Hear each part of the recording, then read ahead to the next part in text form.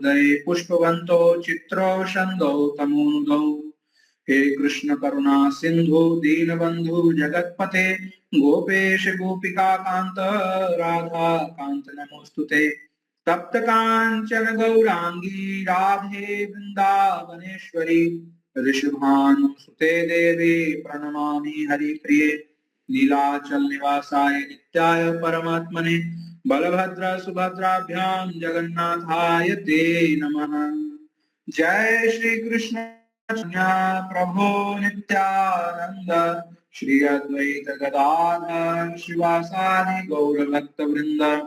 हरे कृष्णा कृष्णा कृष्णा हरे हरे हरे राम राम हरे हरे। मूकं करोति वाचालं पंगुं लंघायते गिरिं यत्कृपातमहं वन्दे श्रीगुरुं दीनतारिणम्। परमानन्दमाधवं श्रीचैतन्य ईश्वरम्।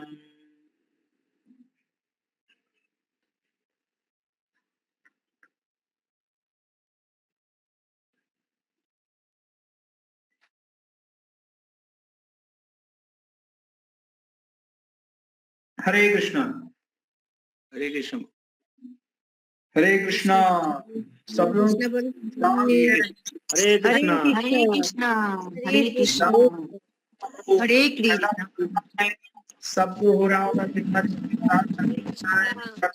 सोने जाए या बहुत लोग खा लिया होगा, अब नींद आ रहा होगा, तो बने रहिए, ठीक है, बने रहिए, सुनते रहिए सुनते रहिए। खाना नहीं बना खाएंगे कैसे बताइए? खाना बनाना पड़ेगा ना, जब हाँ। क्लास खत्म होगा तो खाना बनाएंगे। एक सप्ताह पहले से बताया जाता है कि आज इतना समय से इतना समय तक क्लास होगा, ठीक है माता जी, है ना? ओके, हरे कृष्णा। तो हम लोग कौन सा चैप्टर पढ़ रहे हैं? चैप्टर नंबर 8, 8वां चैप्टर। 8वां चैप्टर का नाम क्या है? क्या नाम है? अक्षर ब्रह्म जो प्रभु। हिंदी में क्या है? भगवत प्राप्ति। मेरा मतलब क्या था? শুনতে পাচ্ছি না প্রভু, বুঝতে পারছি না। मुरारी से भी एको आ रहा है, म्यूट कर लीजिए। यस प्रभु बोलिए। म्यूट कर लीजिए, म्यूट कर लीजिए, आवाज आ रहा है। हाँ। बांग्लाয় কি আছে চ্যাপ্টারের নাম মীরা মাতাজি? অক্ষর ব্রহ্মযোগ। অক্ষর ব্রহ্মযোগ। হিন্দিতে আছে ভগবত প্রাপ্তি, ইংলিশে আছে অ্যাটেনিং দ্য সুপ্রিম। অক্ষর ব্রহ্মযোগ, তাহলে পরে কোনোদিন আসবো। তো আগের ক্লাসে আপনারা কি ডিসকাস করেছেন? কে ছিল আগের ক্লাসে? আমি 5 মিনিট চাই कि আমাকে বলে আগে ক্লাসে কি ডিসকাস করা হয়েছিল। कौन थे पिछले क्लास में? कौन उपस्थित थे? मुझे बताइए। नीतीश प्रभु थे। नित्य धर्म प्रभु। क्या चर्चा हुआ था उस दिन? हरे कृष्णा, जल्दी जल्दी, पिछले क्लास में क्या चर्चा हुआ था? आप लोगों ने सुना था? আমি উপস্থিত ছিলাম না প্রভু ওই দিন ক্লাসেতে, আমি শুনিনি। उपस्थित थे बताइए क्या चर्चा हुआ था? मुरारी सेवनी माता जी आप थे उस दिन क्लास में? क्या नीतीश नित्य धर्म प्रभु ने क्या चर्चा किया था? हरे कृष्ण प्रभु जी। हरे कृष्णा प्रवीण प्रभु। हाँ प्रभु जी जो था ना दुखालय अस्वास्थ्यम पर जो था ना सर, वो उन्हीं को पूरा मतलब डिस्क्रिप्शन दिए थे, पूरा मतलब क्लास में उनका उन्हीं में था। दुखालयम अशाश्वतम। दुखालयम अशाश्वतम किसको कहा जा रहा है? किसको दुखालयम अशाश्वतम कहा गया है? इस भौतिक जगत को। भौतिक जगत दुखालयम अशाश्वत, भौतिक जगत को दुखालय और अशाश्वत क्यों कहा गया है? प्रभु जी टेम्पोररी है, टेम्पोररी है प्रभु जी, टेम्पोररी है। और दुख क्या है? अशाश्वत हो गया टेम्पोररी। জন্ম মৃত্যু জরা ব্যাধি জরা ব্যাধি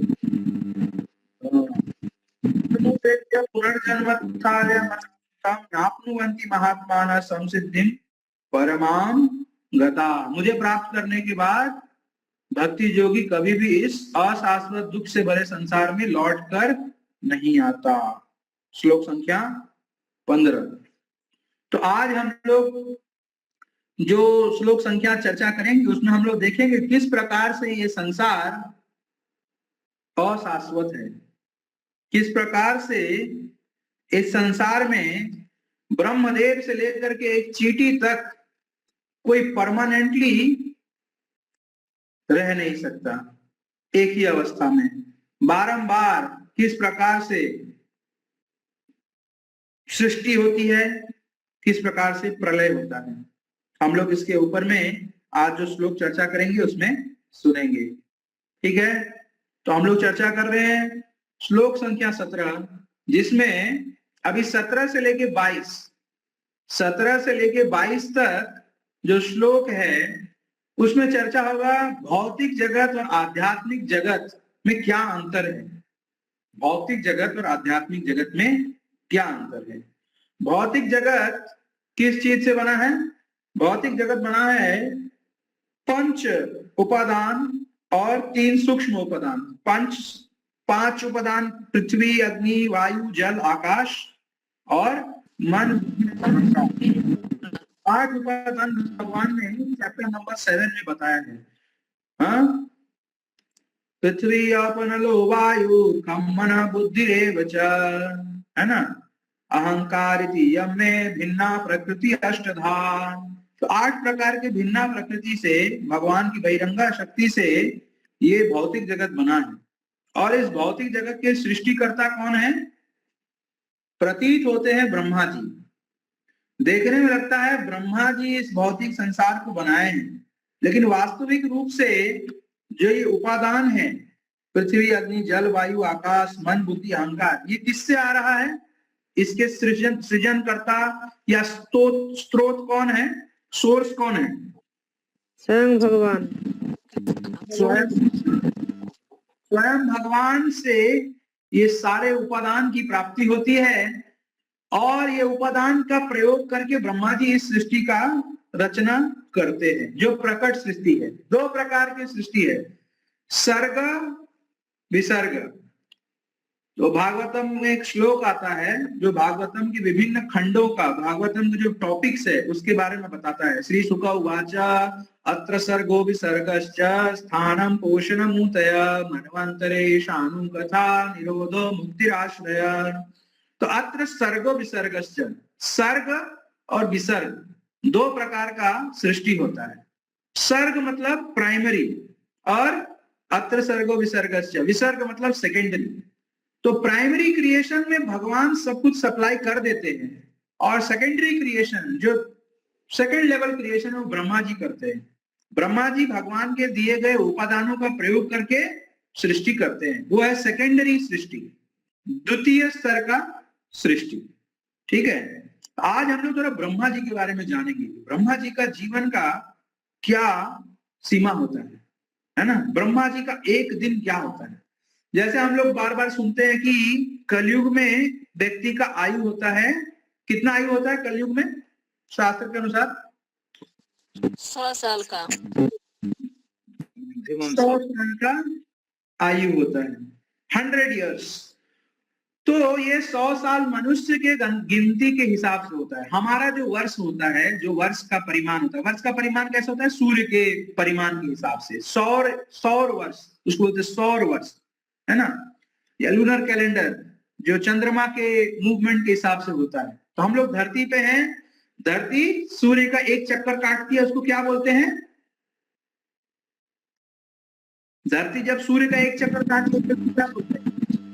एक दिन। एक दिन। धरती जब सूर्य का एक चक्कर काटती है, एक साल 1 ईयर। और चंद्रमा जब पृथ्वी का एक चक्कर काटता है, 1 महीना। 1 महीना, है ना। पृथ्वी अपनी धुरी पर जब एक बार घूम जाती है उसको एक दिन बोलते हैं। ठीक है, पृथ्वी अपनी धुरी पे एक बार घूमती है उसको एक दिन बोलते हैं, पृथ्वी सूर्य के चारों ओर एक बार घूमती है उसको एक साल बोलते हैं, और चंद्रमा जब पृथ्वी का एक चक्कर लगाता है तो उसको एक महीना बोलते हैं। तो ये गणना के हिसाब से मनुष्य का आयु बोला जाता है शास्त्र में कलयुग में 100 साल है, ठीक है, 100 ईयर्स। अब ये हमारा 100 साल है, ठीक है। ब्रह्मा जी भी 100 साल जीते हैं, लेकिन उनके 100 साल में क्या होता है वो अभी हम लोग सुनेंगे श्लोक नंबर 17 में। आप लोग मेरे पीछे पीछे बोलिएगा, पहले बोलिए ओम नमो भगवते वासुदेवाय। ओम नमो भगवते वासुदेवाय। ओम नमो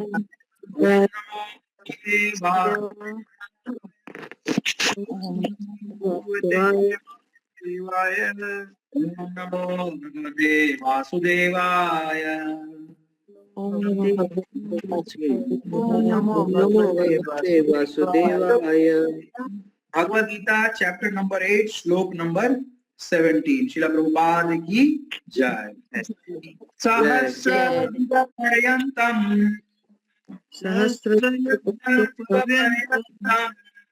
अहर्यद् ब्रह्मणो विदुः अहर्यद् ब्रह्मणो विदुः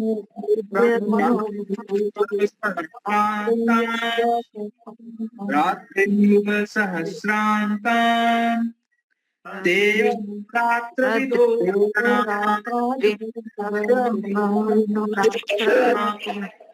अनुवाद पढ़िए, कोई अनुवाद पढ़िए। हरे कृष्णा, कोई अनुवाद पढ़िए, বাংলায় পড়বো বাবু? पढ़िए।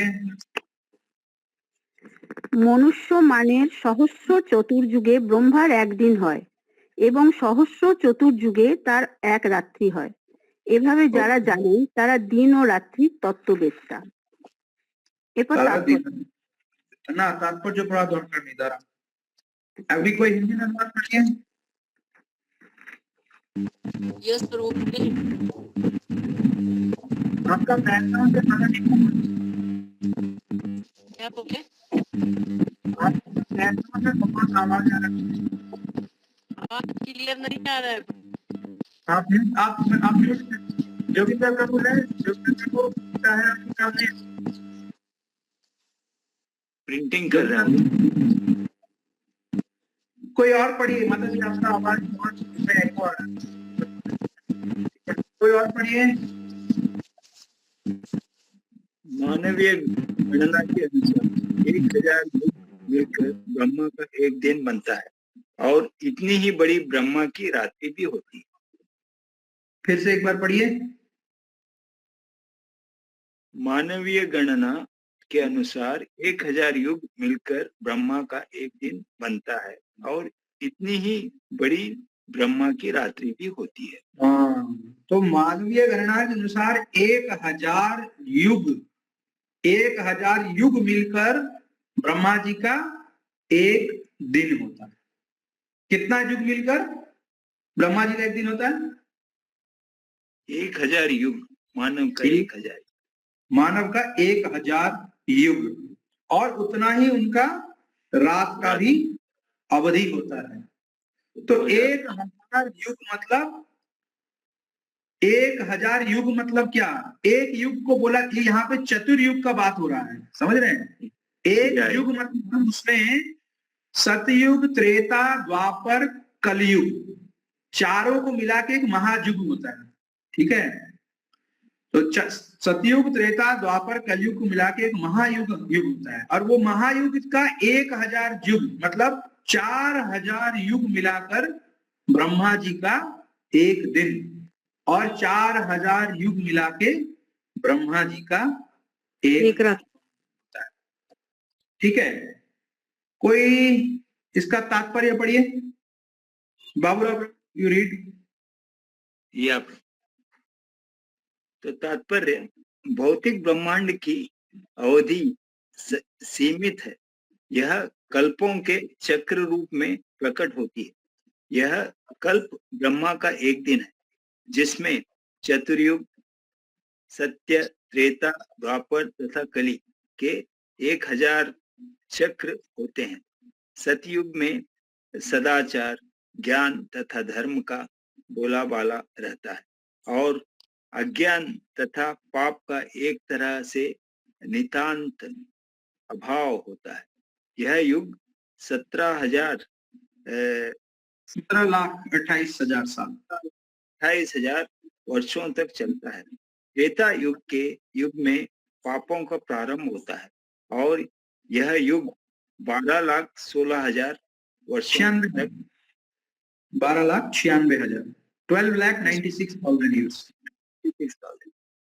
वर्षों तक चलता है। द्वापर युग में सदाचार तथा धर्म का ह्रास होता है और पाप बढ़ते हैं। यह युग 8,64,000 वर्षों तक चलता है। सबसे अंत में कलयुग जिसे हम विगत 5,000 वर्षों से भोग रहे आता है, जिसमें कलह, अज्ञान, अधर्म तथा पाप का प्राधान्य रहता है और सदाचार का प्राय लोप हो जाता है। यह युग 4,32,000 वर्षों तक चलता है। ठीक है। तो थैंक यू बाबू बाबू।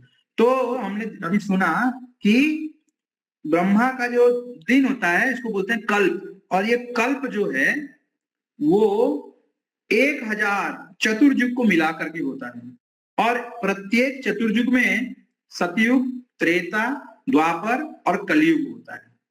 सतयुग 17,28,000 साल, त्रेता 12,96,000 साल, द्वापर 8,64,000 और कलयुग 4,32,000 साल। भगवान श्री कृष्ण किस युग में अवतरण लिए हैं? द्वापर। और कलयुग के अवतार कौन है? चैतन्य महाप्रभु। नरसिंह देव कब प्रकट हुए थे? सतयुग। और रामदी, श्री रामचंद्र भगवान? त्रेता। तो भगवान युग युग में आते रहते हैं, प्रत्येक युग में। सतयुग में नरसिंह देव के रूप में, वराह देव के रूप में, त्रेता में श्री रामचंद्र परशुराम के रूप में, द्वापर में श्री कृष्णचंद्र के रूप में और कलयुग में श्री गौरचंद्र के रूप में। तो हम लोग देख सकते हैं कि कितना बड़ा अवधि है, कितना ज्यादा अवधि है। एक एक युग का हजारों, लाखों, 10 लाख वर्ष का अवधि होता है एक एक युग का। और ऐसा 4 युग मिलकर के एक चतुर्युग होता है और ऐसा 4 युग का 1,000 साइकिल, 1,000 फेरा मिलाकर के ब्रह्मा जी का एक दिन होता है। और ऐसा ही सब मिला जुला के एक रात भी होता है। तो ब्रह्मा जी का आयु कितना है ना, कितना ज्यादा आयु है। आगे यहाँ पे लिखा गया है कि इस प्रकार से ऐसा एक दिन, और ब्रह्मा जी का साल भी होता है, 365 दिन का एक साल होता है ना। और ऐसा 100 साल मिला करके ब्रह्मा जी का आयु होता है। ब्रह्मा जी का आयु भी 100 years, लेकिन उनका एक साल, उनका एक महीना, एक दिन बहुत बड़ा होता है। लेकिन कोई फायदा नहीं है। इस भौतिक संसार में अगर रहना पड़ेगा तो फिर सत्य क्या है? भौतिक संसार का सत्य क्या है? भौतिक संसार किसके अधीन है? भगवान के अधीन। भगवान के अधीन तो सब कुछ है, लेकिन भौतिक संसार और आध्यात्मिक संसार में जो भेद है वो क्या है? भौतिक संसार में क्या है जो आध्यात्मिक संसार में नहीं है? जरा व्याधि, दुख, जरा व्याधि। उसको गीता के टर्म्स में बोलिए। ये भौतिक संसार में उसका प्रभाव है, लेकिन आध्यात्मिक संसार में उसका प्रभाव नहीं। ऐसा 2 चीज क्या है? माया और माया, माया, माया और भगवान के अपने भी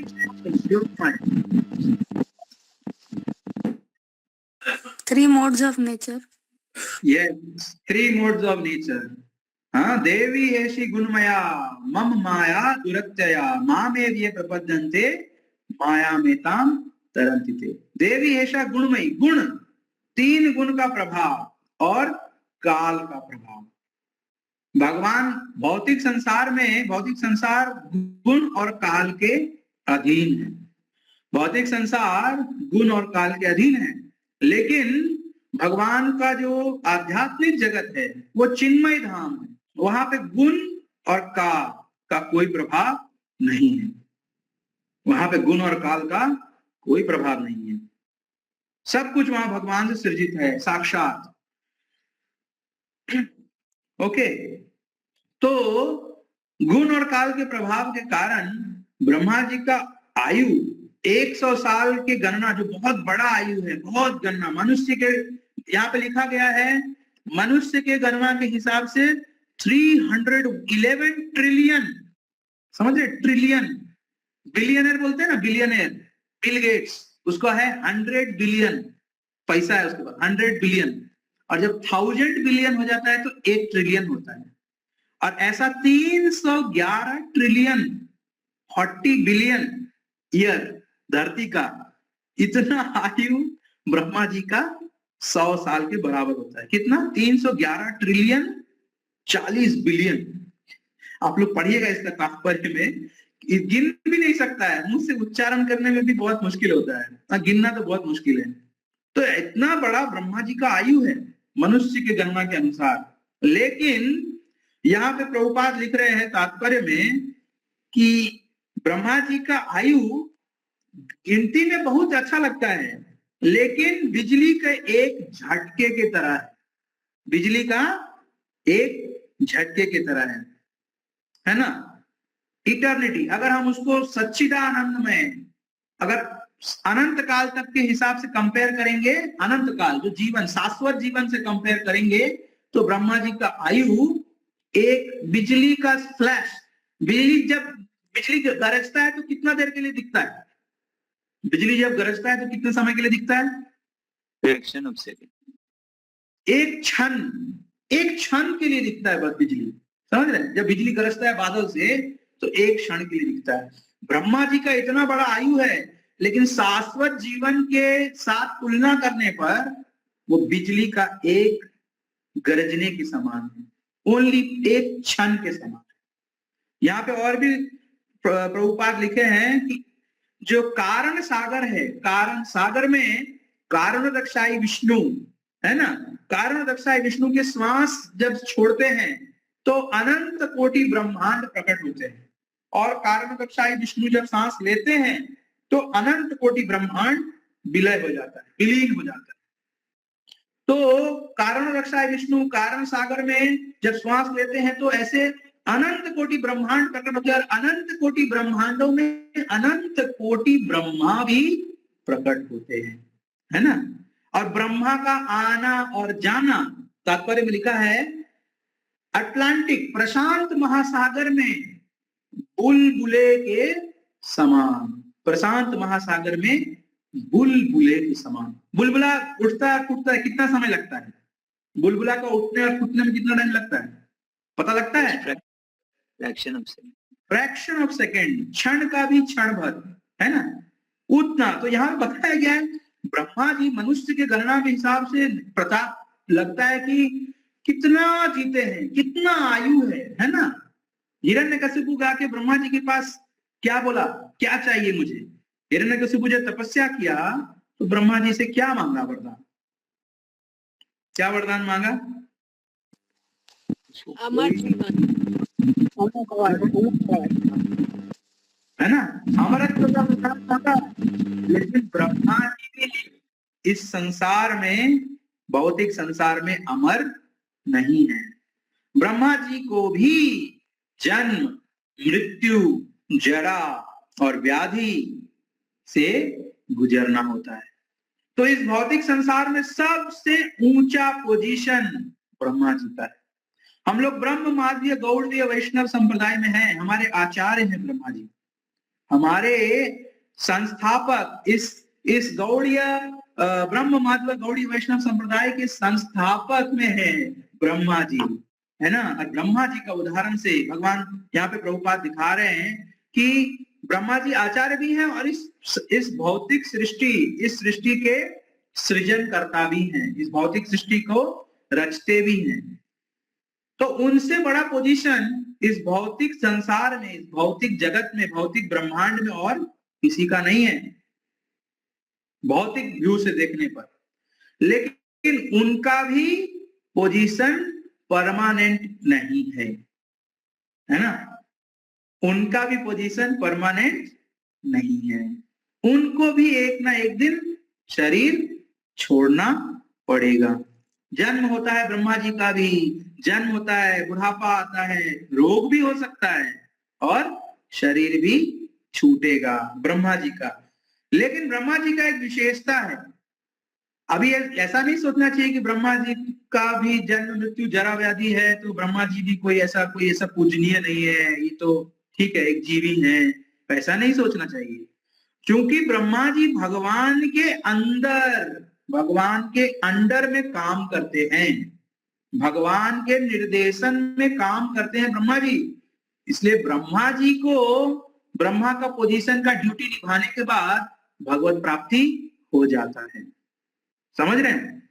ब्रह्मा जी को अपना ड्यूटी निभाने के बाद, ब्रह्मा जी को भगवान ड्यूटी दिए, ऐसा वैसा कोई भी ब्रह्मा नहीं बन सकता। ब्रह्मा बनने के लिए बहुत तपस्या चाहिए, बहुत पुण्य होना चाहिए, समझ रहे हैं? तब जाके ब्रह्मा का पोजीशन कोई किसी को मिल सकता है। तो ब्रह्मा जी के पोजीशन पे जा करके उनको भगवान का सेवा मिलता है, भगवान का सेवा।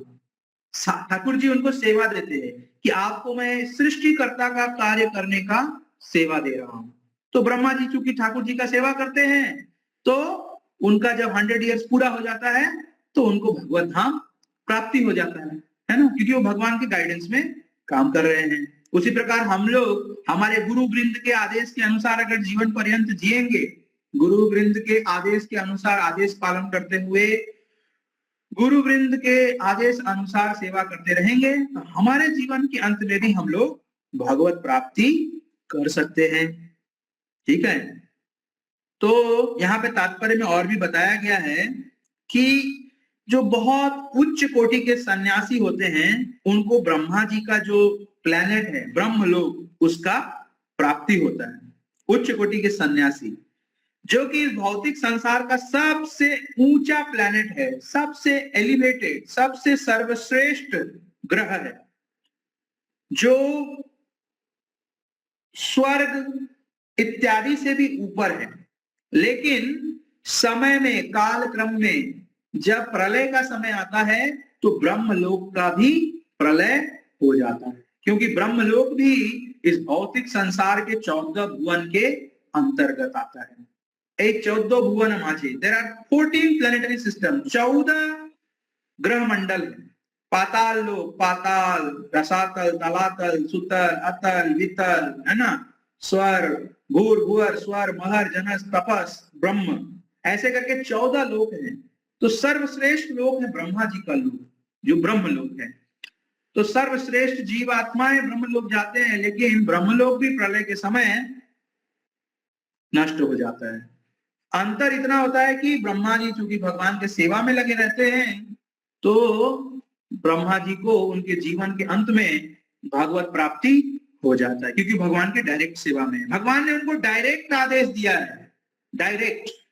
और ब्रह्मा जी के भगवान गुरु भी हैं, भगवान भी हैं और गुरु भी हैं, उनको डायरेक्ट आदेश मिल रहा है भगवान से, गुरु रूप में भी है भगवान और उनके भगवान रूप में भी है।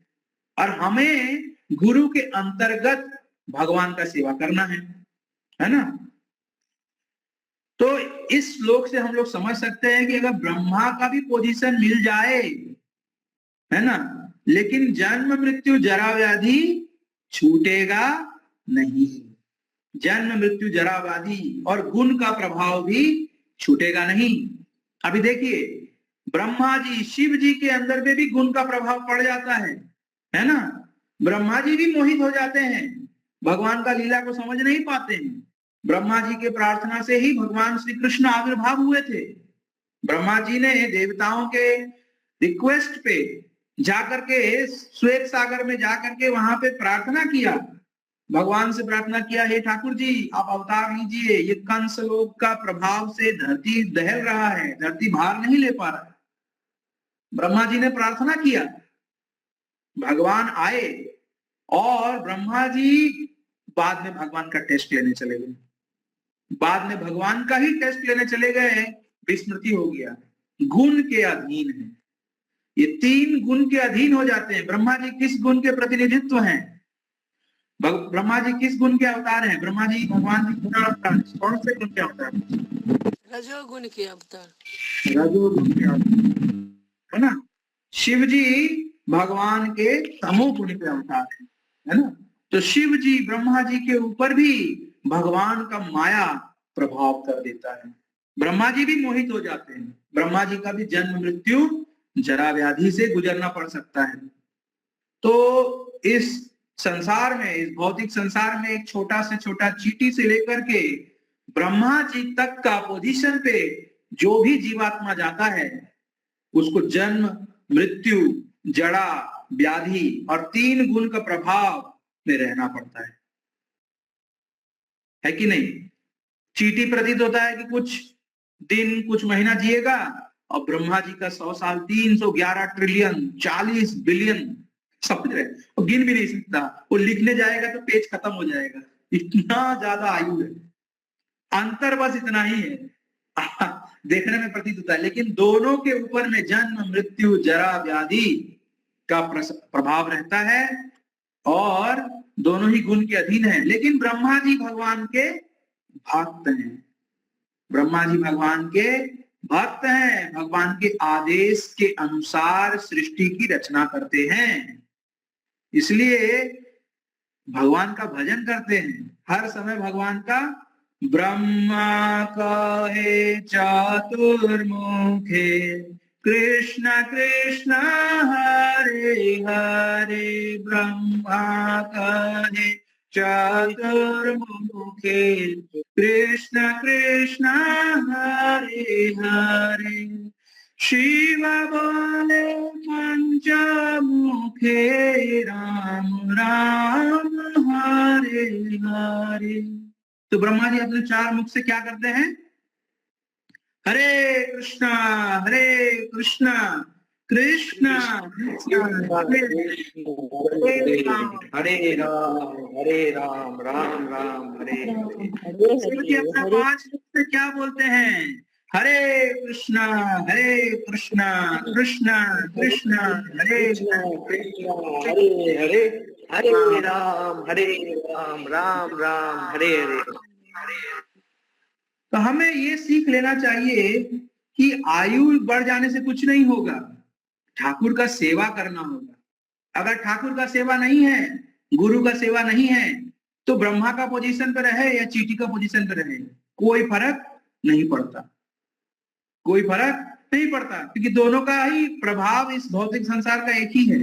लेकिन मनुष्य योनि में जन्म लेने का फायदा यह है कि मनुष्य योनि में ब्रह्मा जी के हाथ में, देखिए यहाँ पे स्क्रीन पर ब्रह्मा जी के हाथ में ये क्या है? ये क्या है हाथ में? देखिए राइट हैंड साइड में क्या है? वेद शास्त्र। इस हाथ में क्या है? माला। इस हाथ में क्या है? सब लोग बताइए, खाली एक व्यक्ति बोल रहे। इस हाथ में क्या है? हरि बोल, सब सुन रहे हैं? जी प्रभु। ब्रह्मा जी के लेफ्ट हैंड में क्या दिख रहा है और राइट हैंड में क्या दिख रहा है? दिख रहा है? स्क्रीन पे दिख रहा है आप लोग को? सब लोग स्क्रीन देख रहे हैं? राइट हैंड पे शायद माला है, प्रभु जी माला दिख रहा है, कागज टाइप का कुछ है। तो भगवत गीता पढ़ रहे हैं और हरे कृष्णा कृष्ण कृष्ण हरे हरे, हरे राम राम राम हरे हरे जप रहे हैं।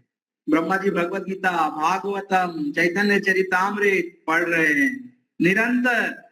4 मुख है, 4 मुख से 8 आंख है, 8 आंख से एक साथ भगवत गीता, देखिए सामने का आंख से भगवत गीता पढ़ रहे हैं, ये राइट हैंड आंख से श्रीमद् भागवतम पढ़ रहे हैं, लेफ्ट हैंड से चैतन्य चरितामृत पढ़ रहे हैं, और एक मुंह पीछे में है, वो मुख से हरिनाम जप कर रहे हैं, समझ रहे? ये मुख से गीता, ये मुख से भागवतम, ये मुख से चैतन्य चरितामृत, पीछे के मुख से हरे कृष्ण कृष्ण कृष्ण हरे हरे, हरे राम राम राम हरे हरे। हमारे आचार्य हैं ब्रह्मा जी सिखा रहे हैं, समझ रहे हैं?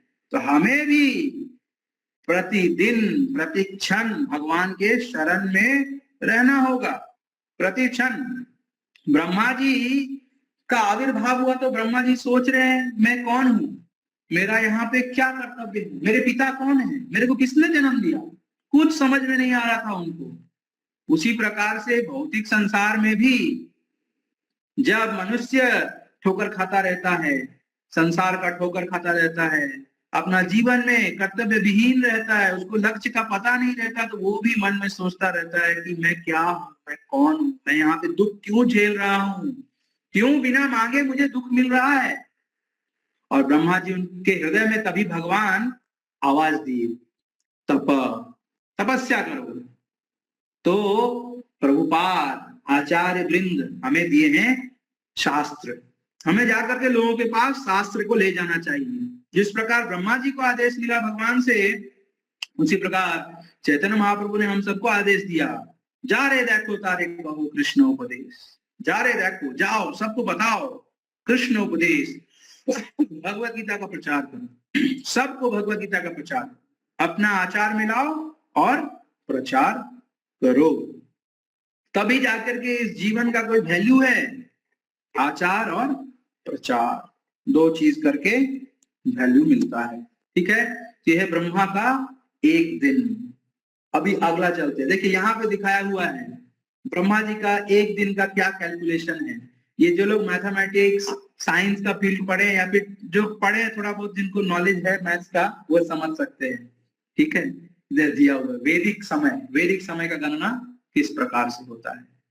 ओके हरि बोल। देखिए, एक ब्रह्मा के समय में 14 मनवंतर होते हैं, मतलब 14 मनु आते हैं, 15 संध्या काल होते हैं, और इस प्रकार ब्रह्मा जी का एक दिन 4.32 बिलियन, एक रात 4.32 बिलियन। हम लोग जो साइंस पढ़ते हैं ना Baburao Prabhu, you are scientist right? So in science how much old this universe is told, पृथ्वी how much old? 4 billion 5 billion years लिखता है ना वो लोग। Correct. See here, the one day of Brahma is 4.32 billion humans. देखिए, तो unbelievable हो गया है ना। साइंस का बुक में दिया हुआ है ये संसार का सृष्टि 4 बिलियन साल पहले हुआ है, और यहाँ पे ब्रह्मा जी का एक दिन देखिए 4 बिलियन साल पहले। समझ रहे हैं? तो कितना पुराने है, ये ब्रह्मा जी का एक दिन है। Okay, yes. श्लोक संख्या 18, सब लोग पीछे पीछे बोलिए। अव्यक्ताद् व्यक्तयः सर्वाः, अव्यक्ताद् सर्वाः प्रभवन्ति अहरागमे, प्रभवन्ति अहरागमे, रात्रि आगमे प्रलीयन्ते, रात्रियागमे प्रलीयन्ते, तत्रैवाव्यक्तसंज्ञके,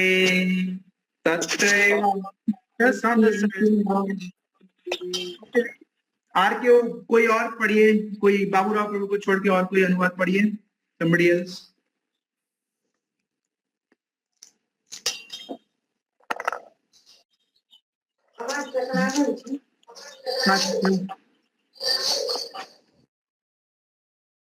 मीरा माता जी, जिसके सबके पास भगवत गीता रहना चाहिए जब हम लोग पढ़ते हैं।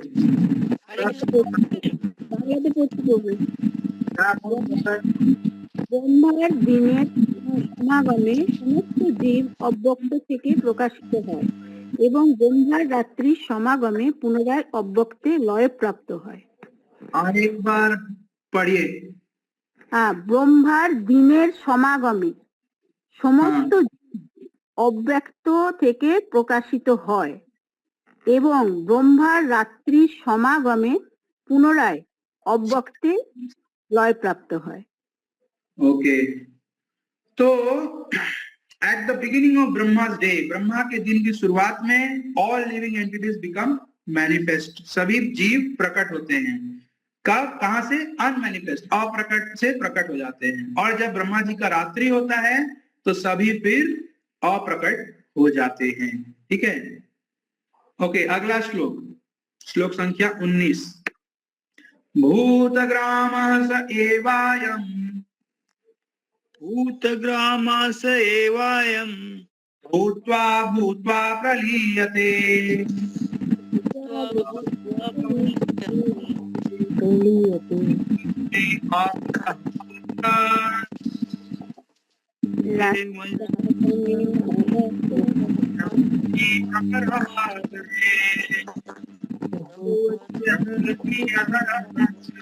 ओके, कोई और अनुवाद पढ़िए।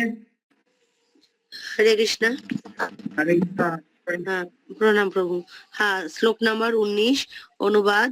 হে পার্থ, সেই ভূত সমূহ পুনঃ পুনঃ উৎপন্ন হয়ে ব্রহ্মার রাত্রি সমাগমে লয় প্রাপ্ত হয় এবং পুনরায় দিনের আগমনে তারা আপনা থেকেই প্রকাশিত হয়।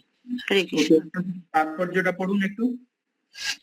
হরে কৃষ্ণ। তাৎপর্য: অল্প বুদ্ধি সম্পন্ন জীব যারা এই জড় জগতে থাকবার চেষ্টা করে তারা বিভিন্ন উচ্চতর গ্রহলোকে উন্নীত হতে পারে এবং তারপরে আবার তাদের এই পৃথিবী গ্রহে পতন হয়। ব্রহ্মার দিবসকালে এই জড় জগতের অভ্যন্তরে ঊর্ধ্ব ও নিম্ন লোকগুলিতে তারা তাদের কার্যকলাপ প্রদর্শন করতে পারে, কিন্তু ব্রহ্মার রাত্রির আগমনে তারা আবার সকলে লয় প্রাপ্ত হয়। জড়জাগতিক কার্যকলাপের জন্য ব্রহ্মার দিবাভাগে তারা বিভিন্ন কলেবর প্রাপ্ত হয় এবং রাত্রে তাদের সেই সমস্ত কলেবরের বিনাশ হয় এবং এই সময়ে জীব সমূহ শ্রী বিষ্ণুর বিগ্রহে একসঙ্গে অবস্থান করে। তারপর ব্রহ্মার দিনের আবির্ভাবে তারা আবার অভিব্যক্ত হয়। ভূত্তা ভূত্তা প্রলীয়তে। দিনের বেলায় তারা প্রকাশিত হয় এবং রাত্রিবেলায় তারা আবার লয়প্রাপ্ত হয়। অন্তিমে ব্রহ্মার আয়ু যখন শেষ হয়ে যায় তখন তারা সকলে বিলীন হয়ে যায় এবং কোটি কোটি বছর ধরে অপ্রকাশিত থাকে। তারপর আর একটি কল্পে ব্রহ্মা যখন আবার জন্মগ্রহণ করে তখন তারা পুনরায় ব্যক্ত হয়। এভাবে জীব জড় জগতের মোহের দ্বারা আকৃষ্ট হয়ে পড়ে, কিন্তু যে সমস্ত বুদ্ধিমান ব্যক্তি কৃষ্ণ ভাবনামৃত গ্রহণ করেন তারা হরে কৃষ্ণ কৃষ্ণ কৃষ্ণ হরে হরে, হরে রাম রাম রাম হরে হরে এই মহামন্ত্র কীর্তন করে মানব জীবনকে সম্পূর্ণরূপে ভগবত সেবায় নিয়োগ করে। এভাবেই এমনকি এই জীবনে তারা শ্রীকৃষ্ণের দিব্য ধামে প্রবেশ করে পুনর্জন্ম থেকে মুক্ত সচ্চিদানন্দময় জীবন প্রাপ্ত হন। हरे कृष्ण। हरे कृष्णा। तो जो लोग बांग्ला नहीं जानते, आप लोग अपना जो लैंग्वेज है जिसमें आपके पास भगवत गीता उसमें पढ़ सकते हैं। यहाँ पे बेसिकली कहा जा रहा है जो कम बुद्धिमान व्यक्ति है ना, कम बुद्धिमान व्यक्ति है वो भौतिक संसार में रह करके अलग अलग प्रकार का पुण्य काम करके ऊपर जाता है, ऊपर का लोग स्वर्ग लोग जाता है, जनस तपस महर ब्रह्म लोक तक जाता है। लेकिन चूंकि शुद्ध भक्ति नहीं कर रहा है या भक्ति नहीं कर रहा है, मात्र पुण्य कर्म कर रहा है, इसलिए उसको मोहित हो जाता है। वेद का वाक्य चैप्टर नंबर 2 में बताया गया है कि वेद वाक्य से मोहित हो जाता है और बुद्धि कम हो जाता है और वेदों के वाक्य में फंस करके कर्म कांड में फंस करके ऊपर जाता है नीचे गिरता है, ऊपर जाता है नीचे गिरता है। कभी स्वर्ग लोग जाता है, कभी नरक जाता है, कभी स्वर्ग लोग जाता है, फिर धरती पे आता है। इस प्रकार से यह अलग अलग देवी देवता का पूजा करता है ना। यान्ति देवव्रता देवान पितृन यान्ति पितृव्रता।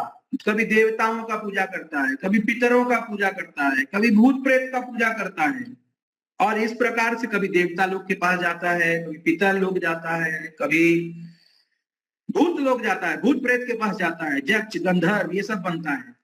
लेकिन जा करके वहां पर रह नहीं पाएगा परमानेंटली, कुछ समय तक रहेगा फिर गिरेगा, फिर आएगा धरती पे। तो ये है कम बुद्धिमान व्यक्ति का लक्षण। जेल में आप सबसे मतलब आपका हाथ में, उदाहरण देते हैं महाराज लोग की जेल में आपका हाथ में लोहा का हथकड़ी पहना जाए या सोना का हथकड़ी, कोई अंतर है क्या? जेल में सोना का हथकड़ी लोहा का हथकड़ी कोई अंतर है? नहीं। तो जेल में सोना का हथकड़ी पहना जाएगा तो कोई बहुत बड़ा क्रिमिनल ही रहेगा, वो उसको छूट नहीं मिलेगा, उसको मुक्ति नहीं मिलेगा, उसको क्या बोलते हैं रिलीज नहीं मिलेगा जेल से, वो जेल में ही रहेगा। सोना का हथकड़ी पहन के दिखाएगा मैं बहुत बड़ा गुंडा हूँ, ठीक है, और कोई लोहा का हथकड़ी पहन के छोटा मोटा चोर चपाट रहेगा। ठीक है, तो हमारा भी यही अवस्था है। हम लोग कभी लोहा का हथकड़ी बंधा हुआ रहता है, तो कभी सोना का हथकड़ी बंधा रहता है। देखते हैं ना, वो तिहाड़ जेल में कभी कोई नेता बन के जाता है जेल में, तो नेता को थोड़ा पांव दबाने के लिए लोग मिल जाता है, नेता को थोड़ा अलग से रूम मिल जाता है, नेता को टीवी मिल जाता है, नेता को थोड़ा अच्छा बेड मिल जाता है। लेकिन जो छोटा मोटा क्रिमिनल होता है उसको क्या मिलता है? उसको कोई मिलता नहीं है। वो जब जेल जाता है तो जेल का आदमी लोग उसको और पिटाई करता है। बाहर में तो मार खा के जाता है, और जेल में घुस के जेल का कैदी लोग भी उसका पिटाई करता है। समझ रहे हैं? ये भौतिक संसार भी ऐसा ही है। थोड़ा पुण्य करेगा स्वर्ग लोक में जाएगा, लेकिन स्वर्ग लोक में जाकर के भी पिटाई ही खाएगा। जन्म मृत्यु जरा व्याधि का पिटाई खाएगा ही खाएगा, गुण का प्रभाव रहेगा ही रहेगा। लेकिन बुद्धिमान व्यक्ति क्या करता है? हरे कृष्णा कृष्णा कृष्णा हरे हरे, हरे मन मना भव मद्भक्तो मद्यादि माम नमस्तुरु ममे वैश्यसि सत्यम ते प्रतिजाने प्रियसी में। भगवान बोलते हैं 18वें अध्याय में, जो मेरा चिंतन करता है ना, जो मेरा भक्त बनता है, जो मेरा पूजा करता है, मुझे नमस्कार करता है, वो निश्चित रूप से अंत काल में मेरे पास वापस आ जाता है ना। तो बुद्धिमान व्यक्ति जानता है। कैसे जानता है?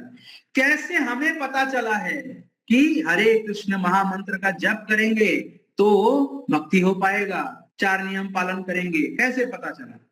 चैतन्य महाप्रभु के द्वारा इस हरे कृष्ण आंदोलन का स्थापना आज से 539 वर्ष पहले हुई, और उस आंदोलन में हम सब के आचार्य ब्रह्मा जी जो हमारे ब्रह्म मध्य गौड़ीय वैष्णव संप्रदाय के आचार्य हैं, ब्रह्मा जी वो आचार्य तो हैं, और हरिदास ठाकुर के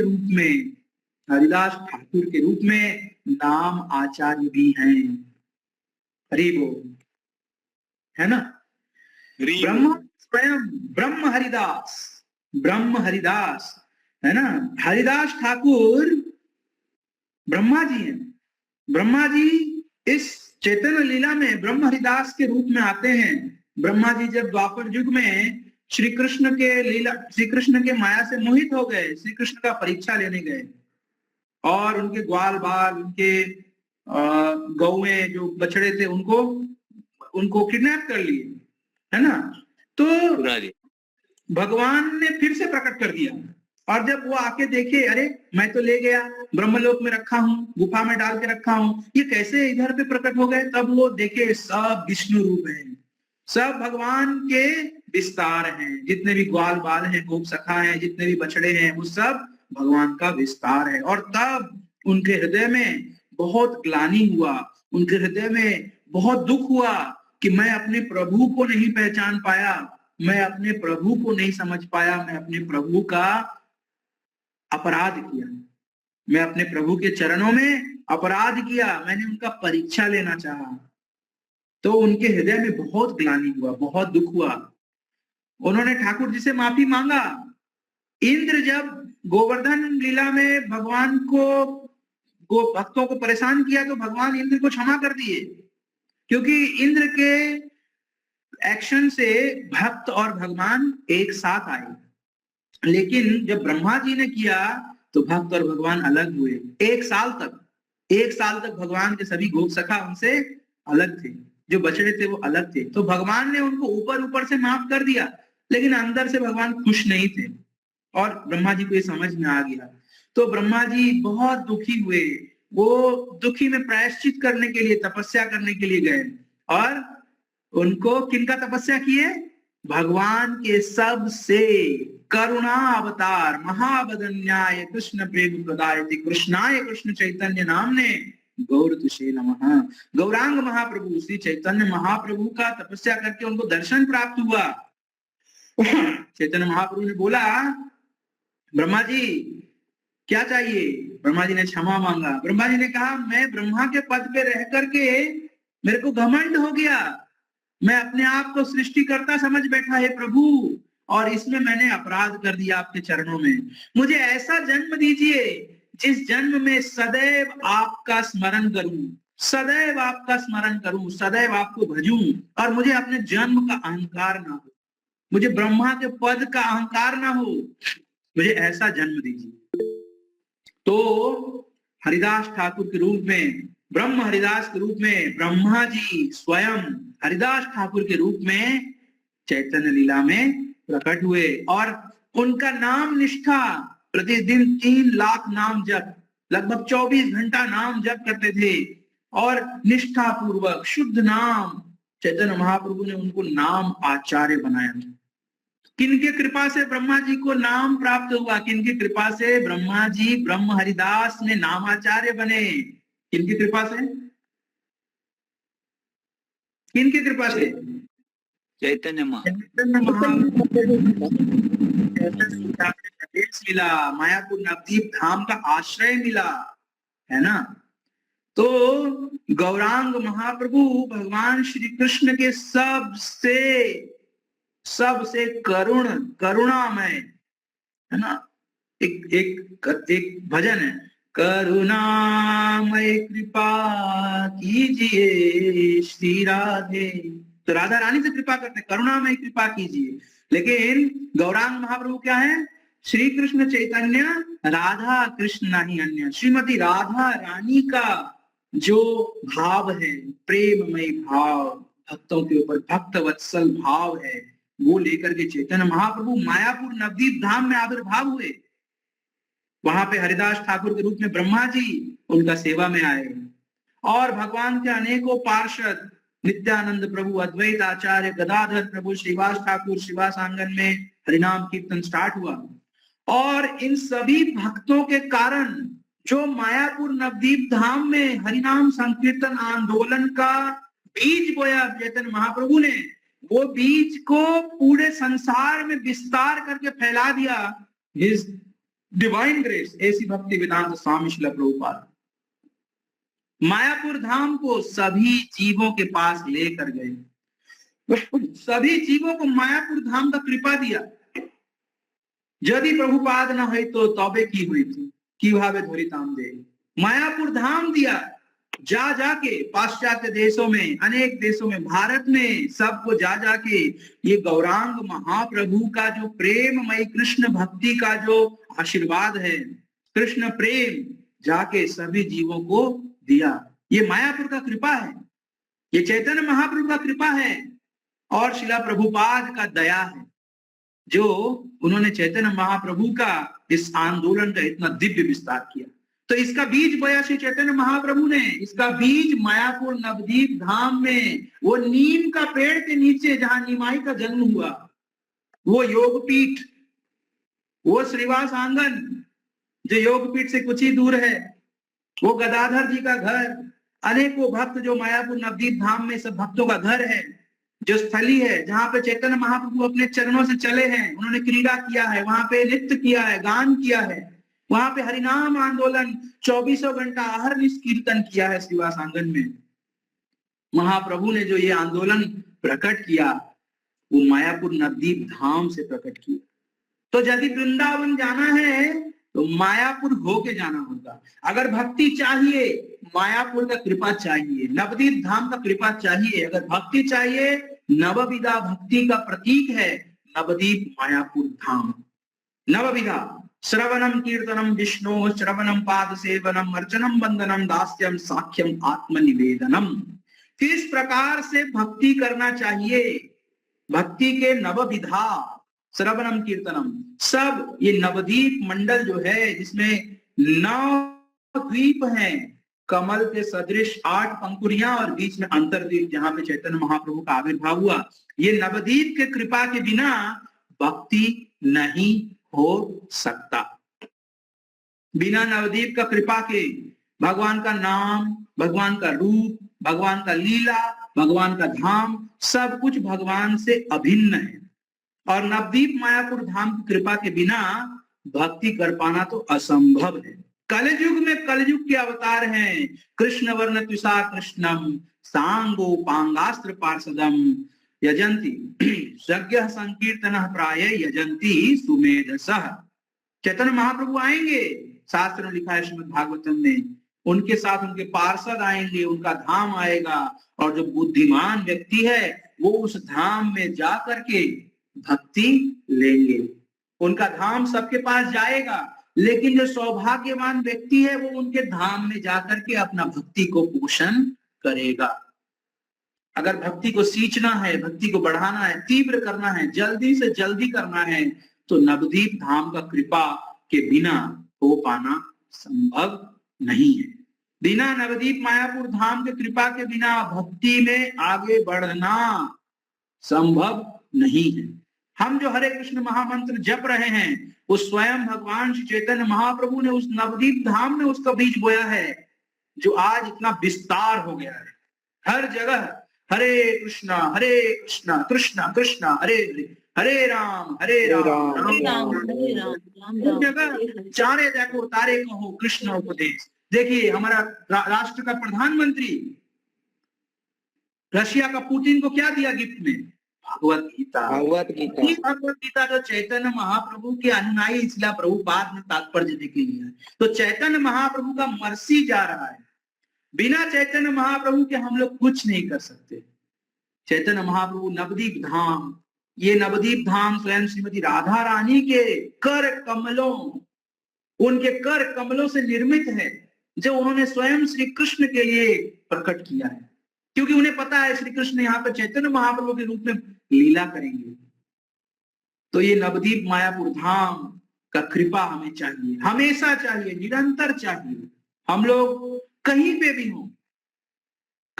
भी हो अपना घर लौट करके आते हैं। नौकरी करने के लिए लोग अलग अलग जगह जाता है, अपना घर से बहुत दूर जाता है। कोई अगर कलकत्ता में रहता है वो बेंगलोर जाता है, दिल्ली जाता है, मुंबई जाता है, विदेश जाना पड़ता है 7 समुंदर पार करके, लेकिन उसका हृदय कहाँ रहता है? हर समय अपना घर पे रहता है। उसका शरीर रहेगा बाहर, लेकिन उसका हृदय हमेशा अपना घर में ही रहता है। तो हम लोगों का शाश्वत घर, हम लोगों का सदा सदा का घर जो है वो मायापुर नवदीप धाम। ये मायापुर नवदीप धाम वृंदावन से अभिन्न है। हम लोग गौड़ीय वैष्णव श्रीमती राधा रानी के अनुयायी है। श्रीमती राधा रानी वृंदावन में रहते हैं श्री कृष्ण चंद्र के साथ। वही श्री कृष्ण और राधा रानी मिलित तनु मिलकर के चैतन्य महाप्रभु नवदीप में रहते हैं। नवदीप और वृंदावन अभिन्न है, अभिन्न। तो कोई ऐसा नहीं समझना चाहिए अरे नवदीप छोटा है, वृंदावन श्रेष्ठ है, वृंदावन जाना चाहिए, नवदीप में क्या होगा। कोई जो ऐसा सोचता है वो बहुत बड़ा अपराधी है, उसको कभी भी भगवत प्राप्ति नहीं होगा, उसको कभी भी भगवान का प्रेम नहीं मिलेगा, कभी नहीं मिलेगा। जो ऐसा सोचता है, जो नवदीप धाम मायापुर धाम को वृंदावन से भिन्न मानता है, जो नवदीप धाम मायापुर धाम को वृंदावन से कम मानता है, इस हृदय में इच्छा नहीं होता कि काश मैं नवदीप जाऊं, मायापुर जाऊं, वैसा व्यक्ति का हृदय पत्थर के समान।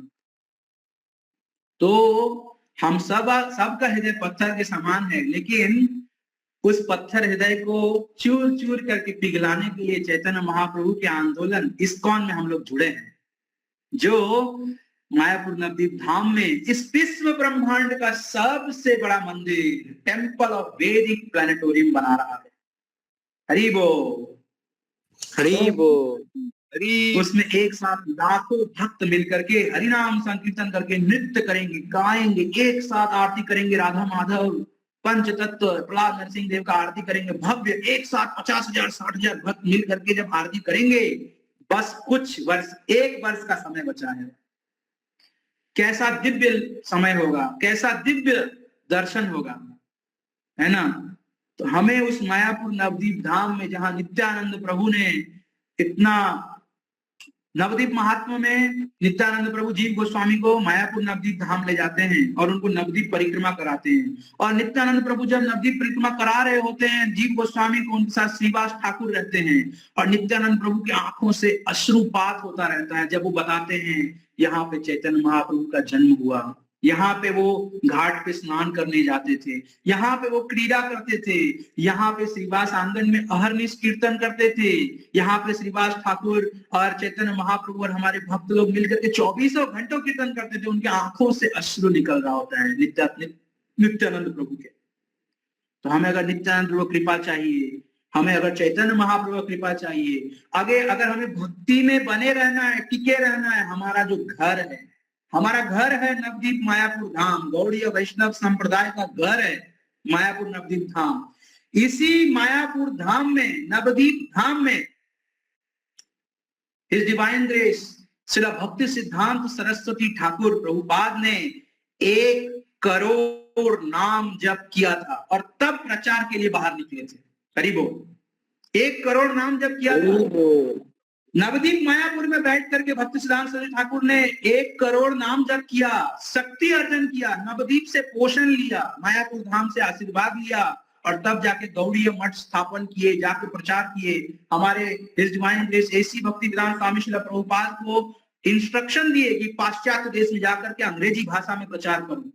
ये मायापुर का कृपा है, ये मायापुर का स्टैंप है जिससे इतना प्रचार विस्तार हुआ है। तो इस्कॉन का भक्त का जिम्मेदारी है कि मायापुर धाम का आश्रय ले, नवदीप धाम का आश्रय ले।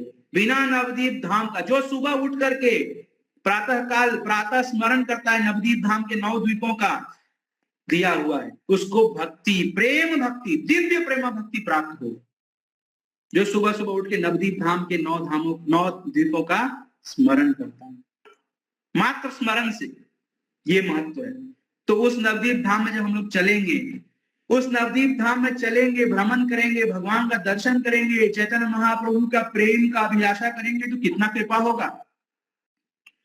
तो हम सबको नवदीप मायापुर धाम का आश्रय लेना चाहिए। अभी हम लोग का मायापुर गेट टुगेदर है 23 से लेके 26 तारीख का। 23 जनवरी को बसंत पंचमी सरस्वती पूजा है, 26 जनवरी को रिपब्लिक डे है, 24-25 को सैटरडे संडे है। तो पूरा छुट्टी का 4 दिन है। इस पूरा छुट्टी का 4 दिन में मैं आप सबसे आग्रह करूंगा, भक्तों के संग आइए। हम लोग सब, हमारा शाश्वत घर नवदीप धाम कोई बंगाल का हिस्सा नहीं है, भारत भूमि का एक जिला नहीं है, नदिया उसमें एक एरिया नहीं है। नवदीप धाम भगवान का चिन्मय जगत है, चिन्मय जगत भगवान का आध्यात्मिक जगत है। वहां चलते हैं सब भक्त लोग मिल करके, नवदीप मायापुर धाम चलते हैं। वर्ष में एक बार हम लोग कोशिश करते हैं कि नवदीप मायापुर धाम का आश्रय लें। तो इस साल हमने 23 से 26 जनवरी तक का वो समय डिसाइड किया, जिसमें छुट्टी का समय है, सब लोग आ सकते हैं, सबके लिए संभव है, कोई इसमें असंभव नहीं है। तो जब हम लोग को दिवाली में घर आना होता है, जब हम लोग को दुर्गा पूजा में घर आना होता है, जो लोग बाहर नौकरी करते हैं वो एडवांस में ऑफिस में बोल देता है कि मेरे को इतना समय से इतना समय तक छुट्टी चाहिए ही चाहिए, इस समय में कुछ नहीं मान सकता, मुझे घर जाना ही है। तो ये हमारा घर है, नवदीप मायापुर धाम हमारा घर है। जितना भी दुनिया का काम है उस काम को छोड़ करके अपना घर पहले आइए। अपना घर में राधा माधव खड़ा है, राधा माधव बांसुरी बजा रहे हैं, अष्टसखी के साथ खड़े हैं, वेट कर रहे हैं हमें देखने के लिए, हमारा को दर्शन करने के लिए ठाकुर जी वेट कर रहे हैं। प्रहलाद नरसिंह देव इंतजार कर रहे हैं, कब आएगा, मेरे सामने आशीर्वाद मांगेगा। राधा माधव आशा कर रहे हैं, कब तुम लोग आओगे, मेरे सामने मंगल आरती करोगे, कब मैं तुमको अपने से देखूं, हमारा हृदय में प्रेम भाव प्रकट हो, कब हम लोग पंच तत्व का दर्शन करें, पंच तत्व के सामने प्रणाम करें, दंडवत करें, उनसे आशीर्वाद मांगे कि हमें भक्ति दीजिए, हे पंच तत्व भक्ति दीजिए। कब हम मायापुर नवदीप धाम के अलग अलग जगहों पे जाएं, जहां चैतन्य महाप्रभु ने लीला किया है, जहां पे उनके भक्तों ने लीला किया है, वहां जाएं, वहां पे सुने कि वहां पे क्या लीला हुई। तो आप सबसे मैं हम्बल रिक्वेस्ट कर रहा हूं, आप लोग ये अवसर को जाने मत दीजिए। आप लोग जल्द से जल्द रजिस्टर करिए। रूम्स का जो इंफॉर्मेशन है वो मैंने सभी ग्रुप्स में दिया है, कितने रूम्स बाकी हैं, 2 बेड, 3 बेड, 6 बेड, और बहुत कम 4 दिन के लिए अगर कोई 2 बेडरूम में जा रहा है 2800, 4 दिन के लिए अगर कोई 3 बेड वाला ले रहा है तो 2700, और 4 दिन के कोई 6 बेड वाला में जा रहा है तो 2600, हाँ 27, 26, 28, 27, 2600। 4 दिन में कहाँ होता है प्रसाद, लोकल ट्रांसपोर्ट और अकोमोडेशन, कहीं बाहर में देख लीजिए, संभव नहीं है। ये भगवान का कृपा है कि न्यूनतम खर्चा में आपको, और वहां पे हमें संग मिलेगा भगवान के शुद्ध भक्तों का। पतित पावन पूज्य परम पूज्य हिज होलीनेस जय पताका स्वामी गुरु महाराज, पतित पावन परम पूज्य भक्ति दीप दामोदर स्वामी महाराज, परम पूज्य भक्ति विघ्न विनाशक नरसिंह स्वामी महाराज और ऐसे अनेकों महाराज उस समय वहां उपस्थित रहेंगे। बसंत पंचमी के दिन में राधा माधव को सजाया जाएगा, इतना सुंदर ड्रेस रहेगा, उनको देख करके वहां मूर्ति बन जाएंगे हम लोग। उनको देख करके खड़े रहने का मन करेगा वहीं पे, हम ठाकुर जी को देखते रहें। इतना सुंदर ड्रेस होता है बसंत पंचमी के दिन। तो ये अवसर को जाने मत दीजिए, इस अवसर का लाभ उठाइए, मायापुर नवदीप धाम का आश्रय लीजिए, जहां पे ब्रह्मा जी ने आश्रय लिया। आज हमने चर्चा किया ब्रह्मा जी के बारे में। ब्रह्मा जी गए नवदीप धाम में जाके तपस्या किए थे। ब्रह्मा जी नवदीप धाम में जाके तपस्या किए थे, तब ठाकुर जी प्रसन्न होकर के ब्रह्मा जी को आशीर्वाद दिए। ब्रह्मा जी को आशीर्वाद दिए कि तुम ब्रह्म हरिदास के रूप में मेरे चैतन्य लीला में मेरे पार्षद बनोगे। तो ब्रह्मा जी हमारे आचार्य हैं। हमें आचार्य मतलब जो अपने आचरण से सिखाते हैं। हमें आचार्यों का फॉलोअर बनना है, उनके पद चिन्हों का अनुसरण करना है। जिस प्रकार ठाकुर हरिदास ने, ब्रह्मा जी ने जाके चैतन्य महाप्रभु का आश्रय लिया, हमें भी नवदीप मायापुर धाम का आश्रय लेना है। वहां जाकर के 4 दिन भजन करिए तीव्र गति से। कलियुग में तुरंत भगवान का प्राप्ति हो जाएगा अगर हम लोग हृदय से शरण ग्रहण करेंगे तो। ठीक है, तो सबसे आशा करता हूं आप लोग जल्दी से जल्दी रजिस्टर कर लीजिए। संडे के अंदर, संडे के पहले इमीडिएटली अभी कर लीजिए, रूम्स बुक कर लीजिए। अगर आपका कोई भी क्वेरी हो, कंसर्न हो, आपका जो फॉलोअप टीचर है उसको पूछिए, या आपके सांबो प्रभु जी यहाँ पे कोऑर्डिनेटर हैं, उनको कांटेक्ट करिए। इसी के साथ आज हम इस क्लास को समापन करते हैं। आशा कामना करता हूं कि ये नया साल, अभी आगे जो गौर पूर्णिमा का नया साल आएगा, आप सबका भक्ति को एकदम दिन दुगना रात चौगुना 2 गुना स्ट्रॉन्ग कर दे। हरे कृष्णा कृष्णा कृष्णा कृष्णा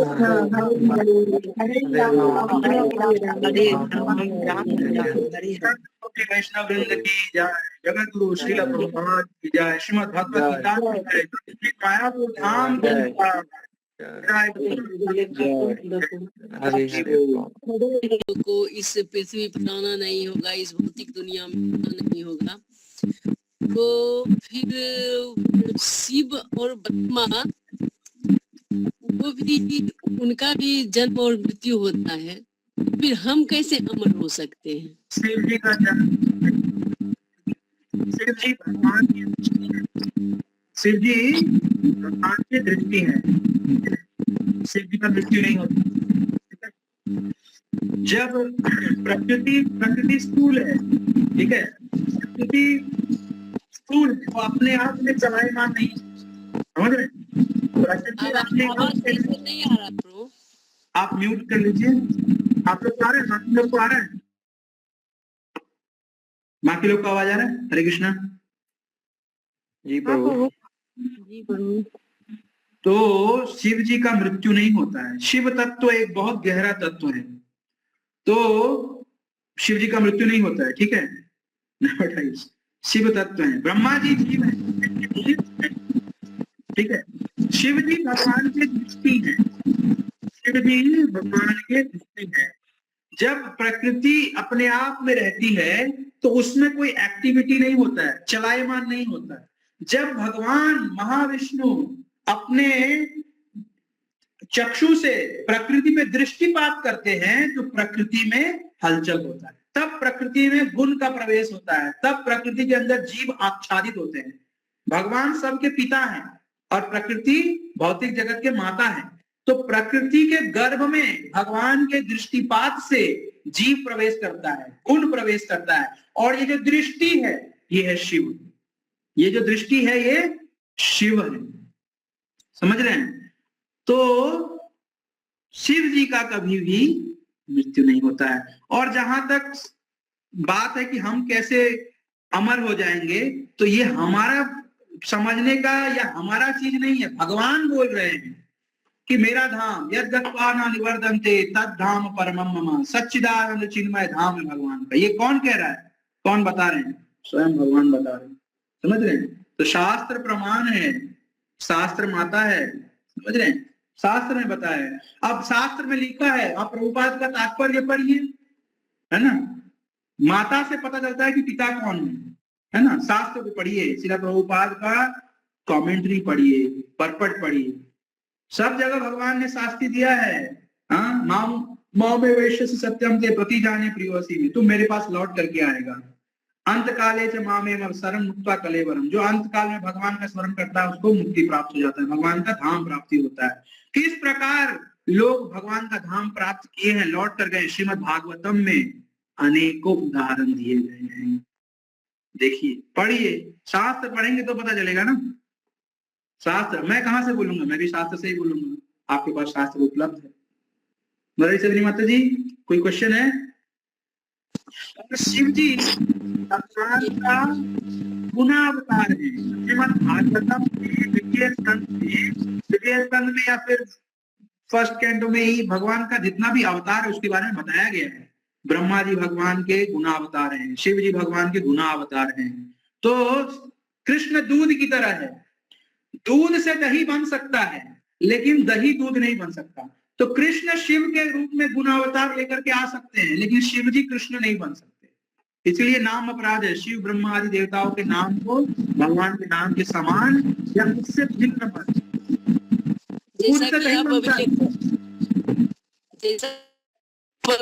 जैसा कि आप अभी लेक्चर में बोल रहे थे कि ब्रह्मा जी भी जन्म मृत्यु जरा व्याधि से मुक्त नहीं है, तो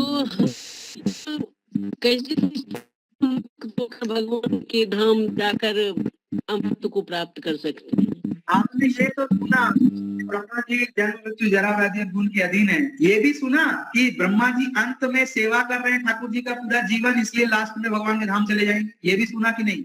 ये बात भी तो बोला मैंने, ये भी बोला कि नहीं? तो ये भी बोला ना। देखिए, तो भौतिक संसार में है तो भौतिक संसार में जन्म मृत्यु जरा व्याधि तीन गुण का प्रभाव रहेगा, लेकिन अगर सेवा में संलग्न रहेंगे, हरिनाम करते रहेंगे, गुरु का आदेश का पालन करेंगे, भगवान श्री कृष्ण क्या बोलते हैं? तद विद्धि प्रणिपातेन परिप्रश्नेन सेवया उपदेक्ष्यन्ति ते ज्ञानम ज्ञानिनः तत्त्वदर्शिनः। तद विद्धि प्रणिपातेन, जा करके एक योग्य गुरु के आगे समर्पण करो, उनसे सुनो, उनकी सेवा करो, उनसे क्वेश्चन करो। वो तत्ववेत्ता है ना, वो तत्व को जानते हैं, वो तुमको गाइड करेंगे और उनके गाइडेंस के हिसाब से चलो। चैप्टर नंबर 4 में भगवान बोलते हैं ना, तद विधि प्रणिपातेन परिप्रश्नेन सेवया, योग्य गुरु के पास जाओ, एक योग्य गुरु को स्वीकार करो, उनका सेवा करो, उनसे सुनो, उनसे विनम्र भाव से प्रश्न उत्तर करो, क्योंकि वो तत्ववेत्ता है, वो कृष्ण तत्व को जानते हैं, तो वो तुमको गाइड करेंगे, वो तुमको सेवा में सही तरीके से लगाएंगे, जिस प्रकार से ब्रह्मा जी को सेवा में लगाया हुआ है भगवान ने, ठाकुर जी ने। तो योग्य गुरु के निर्देशन में रहेंगे तो हमें आइडियल जो सेवा किस प्रकार करना है वो गुरु बताएंगे। गुरु से सुनेंगे तो हमारा सुनने से हमारा हृदय में भगवान के प्रति श्रद्धा फर्म हो जाएगा, मतलब स्थिर हो जाएगा, निष्ठा बढ़ेगा और हम लोग सेवा करते रहेंगे तो अंत काल में भगवान का प्राप्ति हो जाएगा। भगवान क्या बोलते हैं? मन मना मेरे बारे में चिंतन करो, भाव मद भक्तो मेरा भक्त बनो, मद याजी मेरा पूजा करो, माम नमस्कुरु मुझे प्रणाम करो, ममे वैश्य सत्यम ते प्रति जाने प्रियोसी में। और इस प्रकार तुम मेरे पास लौट आओगे। तो गुरु के पास जाते तो गुरु क्या बोलते हैं? 16 माला करो। क्यों? 2 घंटा लगता है। 2 घंटा अगर एक व्यक्ति के बारे में सोचोगे तो दिन भर उसी के बारे में सोचोगे ना। तो 2 घंटा जब जप करोगे 16 माला का तो दिन भर भगवान का चिंतन आएगा मन में, तो मन मना हो गया। भाव मद भक्तो, मेरा भक्त बनो। भक्त मतलब क्या? सेवा करो, तो गुरु के आदेश के अनुसार भगवान का सेवा करो। मद याजी मेरा पूजा करो, तो गुरु बताते हैं अपने घर में भगवान का सेवा करो। कोई ब्रह्मचारी है तो मंदिर में सेवा करता है, कोई गृहस्थ घर में करता है। और माम नमस्कुरु मेरे को प्रणाम करो, तो गुरु को प्रणाम करो, भगवान को प्रणाम करो। और इस प्रकार से चिंतन पूजन है ना, भक्त करके नमस्कार करके ही भगवान के पास चले जाए। ये कौन बोल रहे? स्वयं भगवान बोल, और गुरु भी यही बोलते। ठीक है माता जी? वही प्रभु दिमाग में लगता है कि जैसे 84 लाख योनि का चक्र चलते रहता है, तो उससे बचकर हम कैसे भगवत धाम उससे मतलब जन्म मृत्यु जरा व्याधि से मुक्ति गुरु को जब स्वीकार किए हैं तो गुरु का आदेश, आपको कृष्ण का सेवा और ढूंढने का दरकार नहीं है। गुरु को जो सेवा दिए हैं वो सेवा को श्रद्धा से, बिना आलस के गुरु का बात को मानेंगे, बिना आलस किए। अपना बुद्धि ज्यादा उसमें घुसेड़ने की कोशिश नहीं करेंगे हम लोग कि गुरु बोले ऐसा हम करेंगे ऐसा, कि गुरु हो सकता है ज्यादा इंटेलिजेंट ना हो, गुरु मेरे परिस्थिति को नहीं जानते, मैं तो गृहस्थ हूँ, गुरु तो सन्यासी हैं, गुरु क्या समझेंगे गृहस्थ का जीवन में क्या चल रहा है, गुरु तो सन्यासी हैं, तो गुरुदेव का बात उतना डायरेक्टली सुनने का दरकार नहीं है, अपना मर्जी से हम कुछ कर लेते हैं। जब हम लोग ऐसा सोचेंगे तो फिर डर रहेगा कि 84 लाख जोनी में फिर गिरना पड़ेगा। क्यों? क्योंकि हम गुरु को प्रसन्न करने की कोशिश ही नहीं कर रहे हैं, हम कर रहे हैं अपना जीवन में मैं कैसे खुश रहूं। गुरु जो बोले वो तो ठीक है, लेकिन हम अपना जीवन में कैसे, मेरे को लगता है कि अगर गुरु का बात मानूंगा तो मेरे जीवन में कुछ प्रॉब्लम होगा, तो गुरु पे श्रद्धा नहीं है। गुरु पे श्रद्धा रखना होगा, गुरु का आदेश को भगवान का आदेश, भगवत आदेश समझ करके पालन। गुरु कोई इतना जटिल आदेश तो नहीं दिए। गुरु क्या आदेश दिए? आप अपने जीवन में भक्ति करो, दूसरों को भी भक्त बनाओ, आचार करो, प्रचार करो, अपने जीवन में 16 मालाचार नियम करो, दूसरों को प्रेरणा दो, गीता बांटो, भागवत बांटो, चैतन्य चैतामृत बांटो, उनको प्रेरणा दो, वो भी भागवत प्राप्ति करें, वो भी हरि नाम करें। गुरु ने कोई ऐसा तो नहीं बोला आपको कि नहीं तुम आ जाओ, तुम ऐसे ही करना होगा, वैसे ही करना होगा। गुरु तो सिंपल आदेश दिए,